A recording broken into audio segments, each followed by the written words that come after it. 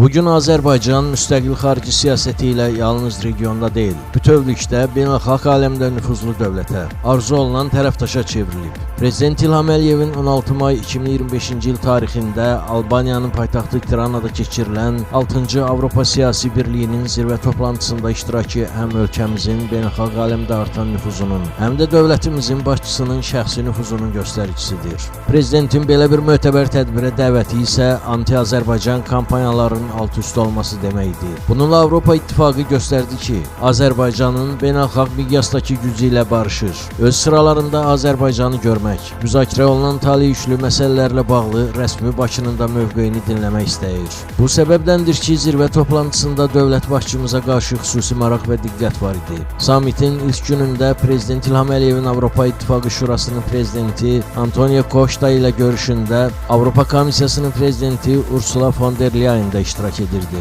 Onlar Azərbaycanın Avropa İttifaqının vacib və etibarlı tərəfdaşı olduğunu bəyan etdilər. Avropanın enerji ehtiyacının ödənilməsindəki rolumuzu yüksək qiymətləndirdilər.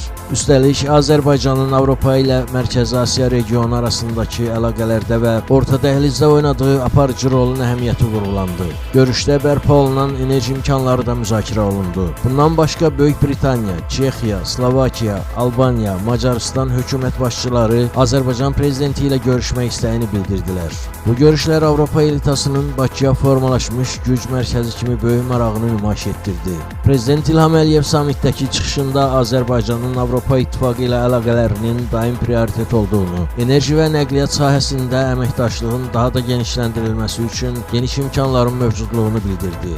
Dövlət başçısının Tiranadakı çıxışlarında Orta Dəhliz layihəsinin əhəmiyyəti xüsusi vurğulandı. Həmçinin Xəzər dənizi üzərindən Mərkəzi Asiya ölkələrinin yaşıl enerji potensialının Avropaya daşınması layihəsi və Qara dənizin dibi ilə çəkilməsi planlaşdırılan elektrik kabeli də bir daha gündəmə gətirildi. Tiranada keçirilən zirvə toplantısı Azərbaycanın Avropa İttifaqı ilə münasibətlərində yeni dövrün başlanğıcı hesab oluna bilər. Bununla Azərbaycanla Avropa İttifaqı arasında münasibətlərin pozulması barədə fikirlər aradan qalxmış oldu. Avropa İttifaqı anlayır ki, Cənubi Qafqaz, Mərkəzi Asiya və Yaxın Şərqdə siyasətinin həyata keçirilməsində Azərbaycan etibarlı tərəfdaşdır. Artıq Avropa Bakının yaratmış olduğu yeni reallıqları qəbul edib və uçuruma doğru yuvarlanan Ermənistana görə Azərbaycanla münasibətləri korlamaq niyyətində deyil. Azərbaycan bugün dünyəvi arenada arzulanan strateji tərəfdaşdır. Dövlətimizin enerji təhlükəsizliyinə verdiyi töhfələr danılmazdır. Bu səbəbdən də bugünkü mürəkkəb beynəlxalq şəraitdə Azərbaycanla əməkdaşlıq diqqət mərkəzindədir.